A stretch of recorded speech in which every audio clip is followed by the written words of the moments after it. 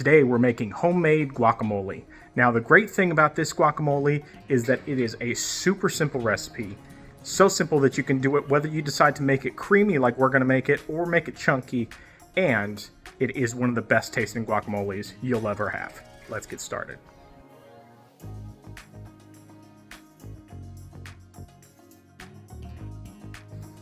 To make our guacamole, we only need a handful of ingredients, but they're all very important. So first of all, you're going to need some avocados.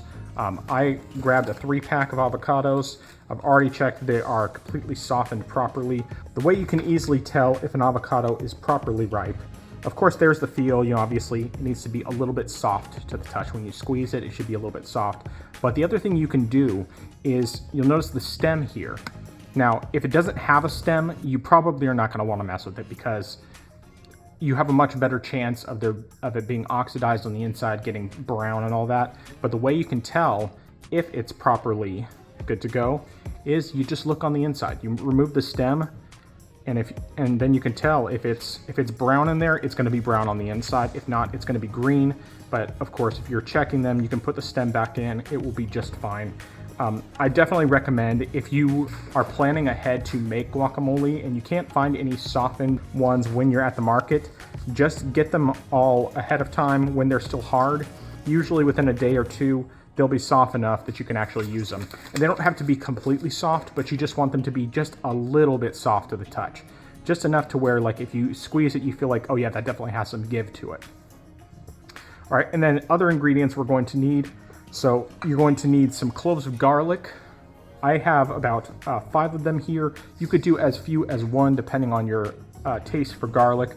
Also do some fresh cilantro.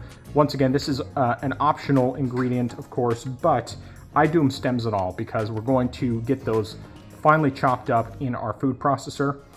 Then you're also going to need some fresh jalapenos. Now for this, because of the fact that I always try to make it not spicy so that more than just myself and my wife can eat it, I actually de-seed these completely. So, but you will want to use 2 jalapenos. You can use fewer if you like, you can leave them out completely, but they do add a nice flavor, and if you de-seed them, then you're not going to have to deal with the spice. They just add some additional flavor that you wouldn't get otherwise. And then you're going to need some onion. Now, I'm not using this whole half an onion right here. I'm actually only going to use probably about 1/3 of what's here, so roughly about 1/6 of an onion. But either way, those are going to be important ingredients. Then you're going to need some limes. Specifically, the juice of 2 limes is my recommendation. If you are making this to where you want it to last more than a day, you definitely want to have more lime juice. It is going to make it more citrusy, but it will also make it last a bit longer. There are various tricks I've tried. Some of them have worked well and some of them haven't, like leaving the seed of an avocado in the guacamole to help it keep longer. But really, I found the thing that's always been most effective is just having a good amount of lime juice in there.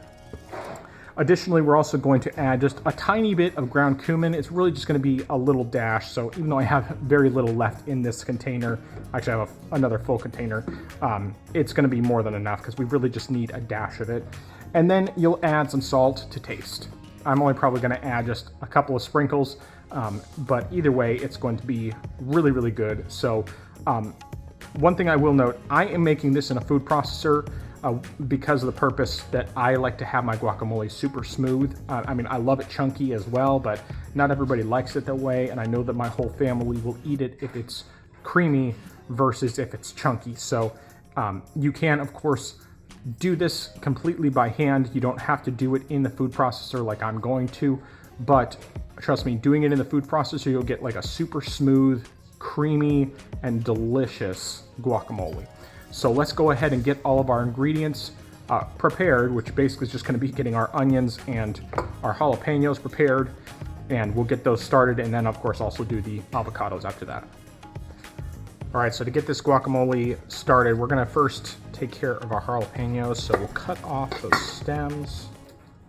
And of course, wear gloves whenever you're handling hot peppers, whether jalapenos, habaneros, anything like that. And cut those in half. You can scoop out the insides with a spoon. Of course, like I said, if you want this to be a spicy guacamole, you can leave the seeds and membranes intact.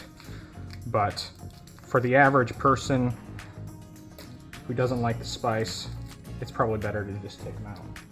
We'll just toss the halves directly into the food processor. Of course, if you are making more of a chunky guacamole, then you'll want to chop these up. If you want, you can still chop up the peppers, the garlic, cilantro, and the onion in the food processor and then just mix them all together. But I think pretty much if you're going to go with a chunky guacamole, you probably just want to chop these up by hand. Don't worry about tossing them in a food processor and dirtying one more thing. And we'll toss in our whole garlic cloves, as well as this small bit of cilantro. I think that's like roughly maybe, well, depending on the size of the bunch that you get, that's maybe like a quarter or a sixth of the cilantro bunch. And then we'll do roughly an eighth of an onion, give or take. You can do as much or as little as you want, obviously. And we'll get those processed down finely first. They're pretty well chopped down at this point, but there's still some bigger chunks, so just kind of push them down the sides to get them back down in there. The main reason we're doing it this way rather than putting it all together at once is mostly because we want to make sure that especially the chunks of the garlic and the onions and the jalapenos for that matter get finely chopped, and while more likely than not they would get chopped up enough inside the food processor, there's a chance they might not. So I'm just going to go ahead and do that again. Looks pretty good. We'll get that stuff all pushed down again. And then we'll get our avocados ready. So if you don't already know this, the best way to cut avocados, at least in this situation, is you cut right down around the edge, then you twist it off. See, looks perfect on the inside. And then you can put the edge of the knife in, twist, and then you got the pit out very easily. And then we'll just use that same spoon that we used for scooping off the sides. And you can scoop out the meat of the avocado and just toss it directly in. Do that with all of our avocados.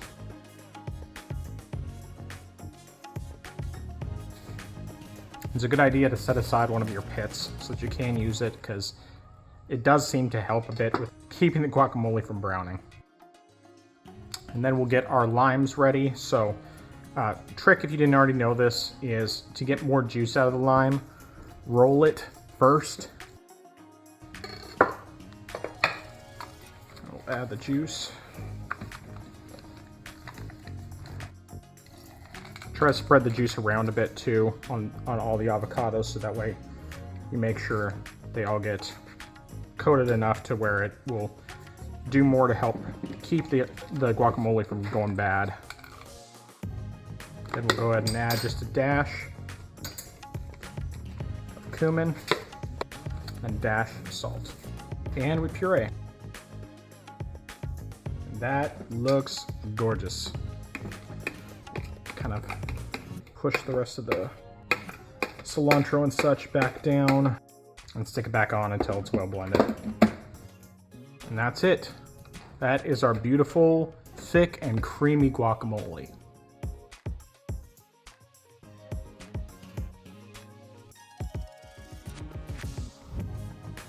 Now the taste test. Topped it with a little bit of pico de gallo, just because I had some on hand and it made it look prettier. But some pico de gallo and some cilantro on top. All right.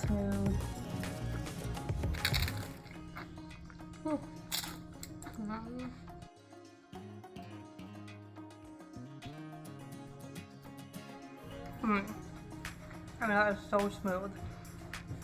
It has a little hint of lime in there. The pico de gallo was great because it gives a little bit of a kick. Oh man, that is really good guacamole. All right, so we're gonna do just a little bit without the pico, because the pico makes it look pretty, but I don't think it's absolutely needed, which is why I didn't put it in the actual recipe. Just get a little bit of extra cilantro.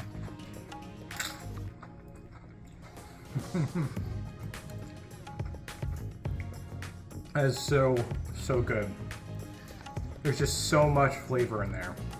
You have the garlic and the cilantro and the onion and the jalapenos and the lime juice and the avocado and the little dash of cumin, and it's just like, it's so good. Now, like I said before, you don't have to make it super smooth like this. You can very easily just chop up the stuff, mix it all by hand, then you just squish the avocado with a spoon and break it down so you have a nice chunky guacamole. But this creamy stuff is just, it's fantastic. Thanks for watching. Please leave a like if you liked this video, subscribe to the channel and share with your friends, and stay tuned for more recipes that, while not necessarily authentic, are always delicious.